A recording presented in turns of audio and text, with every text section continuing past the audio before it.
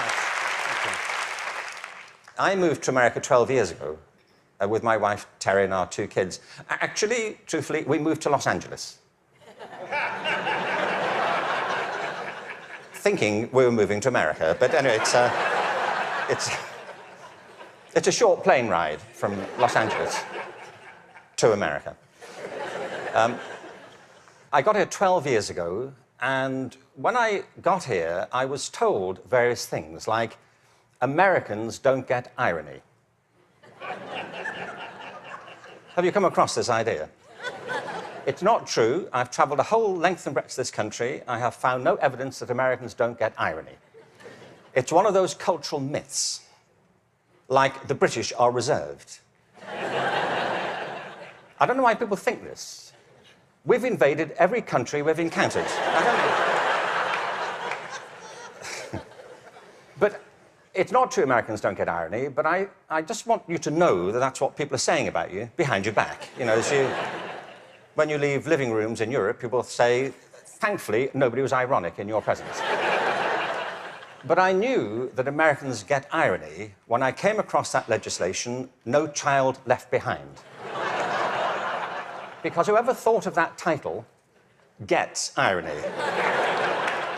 Don't they?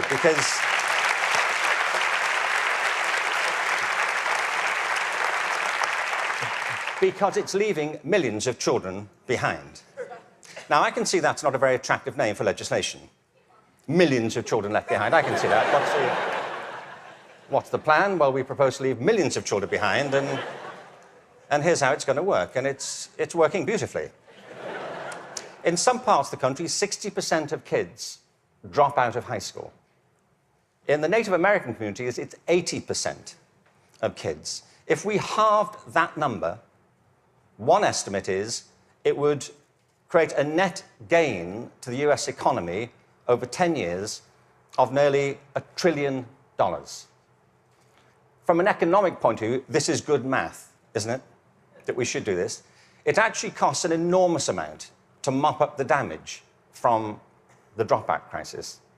But the dropout crisis is just the tip of an iceberg. What it doesn't count are all the kids who are in school but being disengaged from it, who don't enjoy it, who don't get any real benefit from it. And the reason is not that we're not spending enough money. America spends more money on education than most other countries. Class sizes are smaller than in many countries. And there are hundreds of initiatives every year to try and improve education. The trouble is, it's all going in the wrong direction. There are 3 principles on which human life flourishes, and they are contradicted by the culture of education under which most teachers have to labor and most students have to endure. The first is this, that human beings are naturally different and diverse. Can I ask you, how many of you have got children of your own? Okay. Or grandchildren? How about 2 children or more? Right. And the rest of you have seen such children? Small people wandering about. I will make you a bet, and I'm confident I will win the bet. If you've got 2 children or more, I bet you they are completely different from each other, aren't they? Aren't they? You would never confuse them, would you? Like, which one are you? Remind me. You know, your mother and I are going to introduce some colour-coding system so we don't get confused. Education under No Child Left Behind is based on not diversity, but conformity. What schools are encouraged to do is to find out what kids can do across a very narrow spectrum of achievement. One of the effects of No Child Left Behind has been to narrow the focus onto the so-called STEM disciplines. They're very important. I'm not here to argue against science and math. On the contrary, they're necessary, but they're not sufficient. A real education has to give equal weight to the arts, the humanities, to physical education. An awful lot of kids... Sorry, thank you.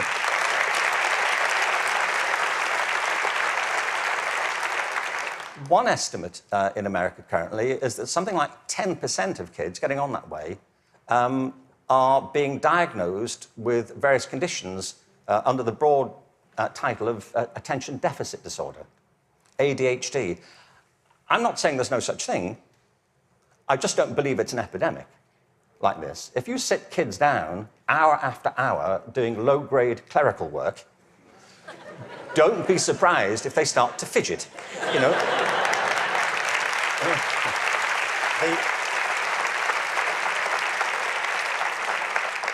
Children are not, for the most part, suffering from a psychological condition. They're suffering from childhood, you know, and I know this because I spent my early life as a child. I went through the whole thing. And kids prosper best with a broad curriculum that celebrates their various talents, not just a small range of them. And by the way, the arts aren't just important because they improve math scores, they're important because they speak to parts of children's being which are otherwise untouched. The second... Thank you. The second principle that drives human life and flourishing is curiosity. If you can light the spark of curiosity in a child, they will learn without any further assistance very often. Children are natural learners. It's a real achievement to put that particular ability out or to stifle it. Curiosity is the kind of engine of achievement. Now, the reason I say this is because one of the effects of the current culture here, if I can say so, has been to deprofessionalize teachers. There is no system in the world or any school in the country that's better than its teachers. Teachers are the lifeblood of the success of schools. But teaching is a creative profession. Teaching properly conceived is not a delivery system.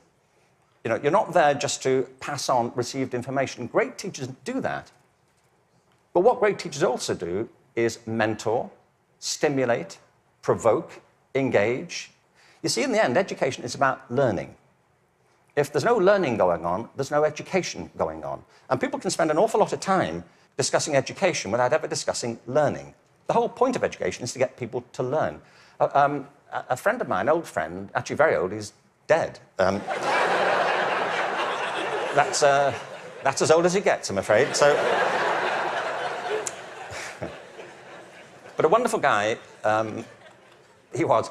A wonderful philosopher. He used to talk about the difference between the task and achievement senses of verbs. You know, you can be engaged in the activity of something, but not really be achieving it. It's like dieting. It's a very good example, you know. There he is, he's dieting. Is he losing any weight? Not really. Teaching is a word like that. You can say, there's Deborah, she's in room 34, she's teaching. But if nobody's learning anything, she may be engaged in the task of teaching, but not actually fulfilling it. The role of a teacher is to facilitate learning. That's it. And part of the problem is, I think, that the culture of, the dominant culture of education has come to focus on not teaching and learning, but testing. Now, testing is important. Standardized tests have a place. But they should not be the dominant culture of education. They should be diagnostic. They should help. You know, if I go for a medical examination, I want some standardized tests. I do. You know, I want to know what my cholesterol level is compared to everybody else's on a standard scale. I don't want to be told on some scale my doctor invented in the car. You know, your cholesterol is what I call level orange. Really? Is that good? We don't know. But all that should support learning. It shouldn't obstruct it, which of course it often does. So in place of curiosity, what we have is a culture of compliance.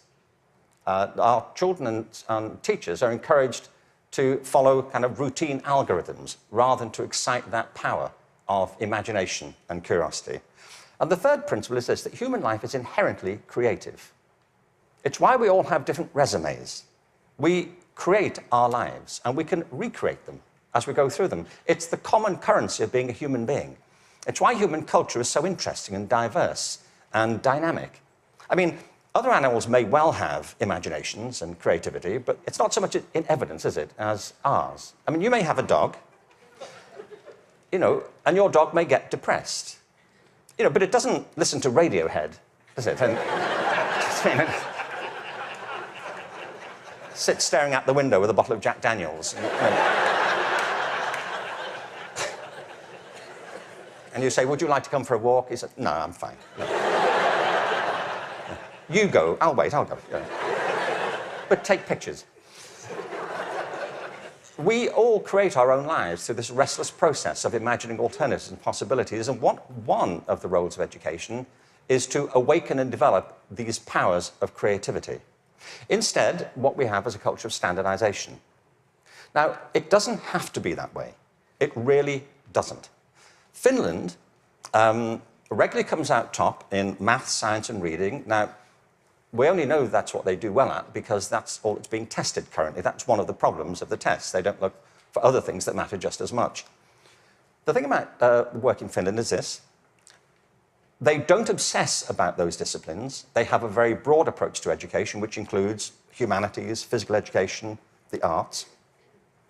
Second, there is no standardized testing in Finland. I mean, there's a bit, but it's not what gets people up in the morning. It's not what keeps them at their desks.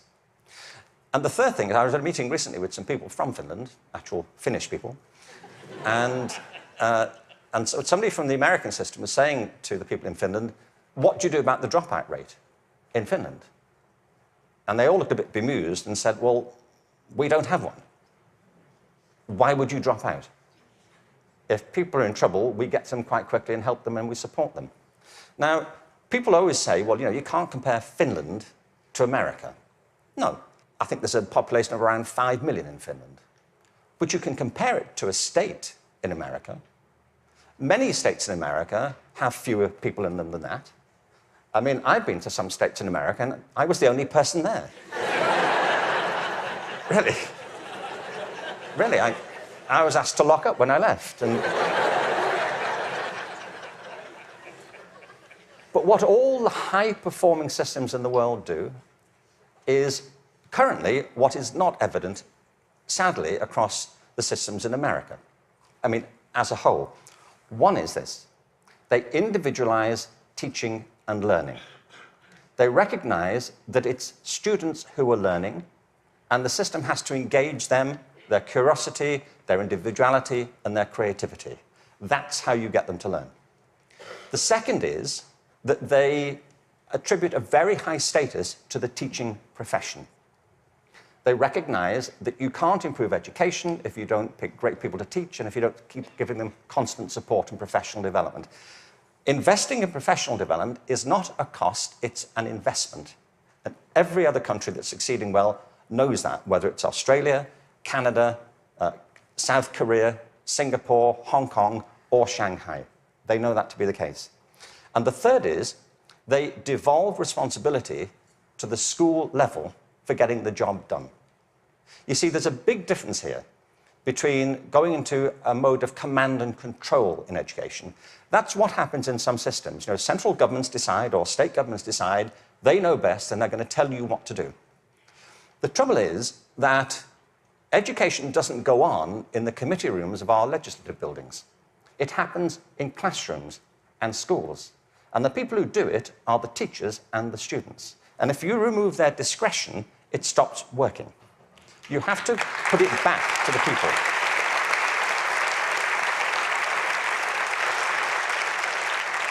There is wonderful work happening in this country.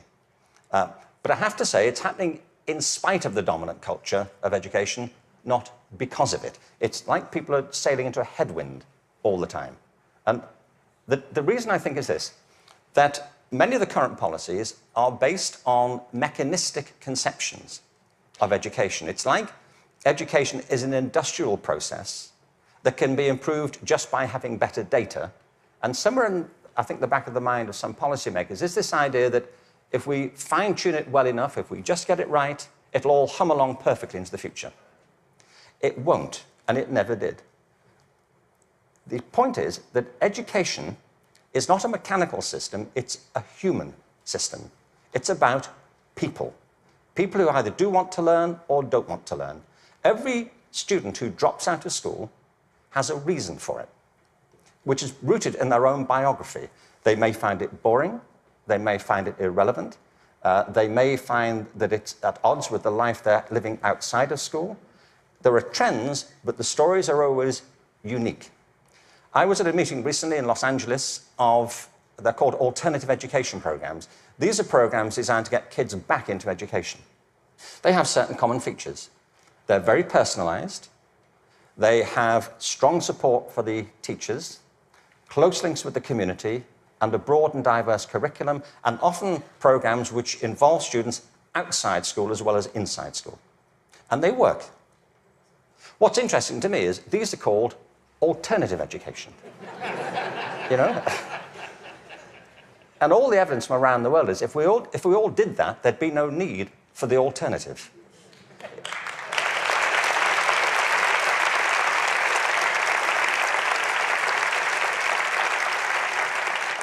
So I think we have to embrace a different metaphor.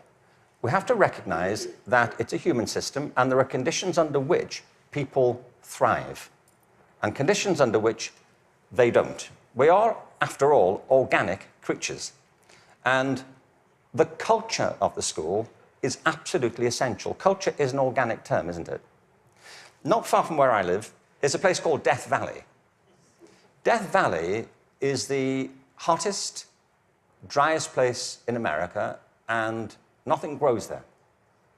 Nothing grows there because it doesn't rain, hence Death Valley. In the winter of 2004, it rained in Death Valley.